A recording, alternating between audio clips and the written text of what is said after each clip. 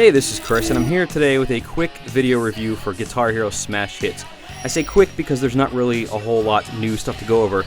The game is basically a compilation of best of songs from Guitar Hero 1, 2, and 3, Rock the 80s, which came out only on the PS2, and Guitar Hero Aerosmith. So we've played all these songs before. The new thing is that you can play them as a four-piece band. So you've got vocals, bass, guitar, and drums. That's pretty cool. The set list is undeniably great.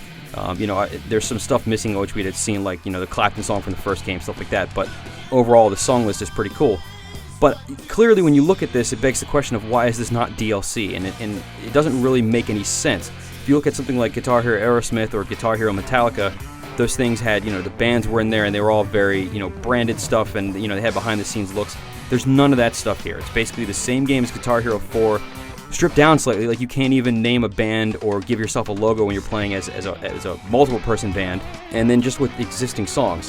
One thing that's kind of annoying is that the songs, even though we've played them all before, they changed the note layout. So if you're used to playing, something from Guitar Hero 2, or let's say Bark at the Moon from Guitar Hero 1, the notes have changed. It's different for every single song.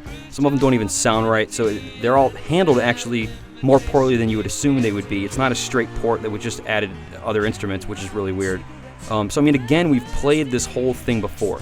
If you're new to the franchise, obviously it's kind of new stuff to you, but the game doesn't even support DLC. It doesn't use old DLC from Guitar Hero 4, Guitar Hero 3, or whatever. There's not going to be any supported for the game. There's not an option to play any of the songs from DLC for this, so you're basically stuck with what is an exaggerated track pack. And, if you have Guitar Hero 4, especially if you're playing the likes of Rock Band, where you've got hundreds of tracks available to you now, you got to be looking at this saying, why would I pay this money to get this one-off game where I have to put it in to play these songs every single time? That's basically what you're left with. If you've never played Guitar Hero before, start with World Tour, wait for 5.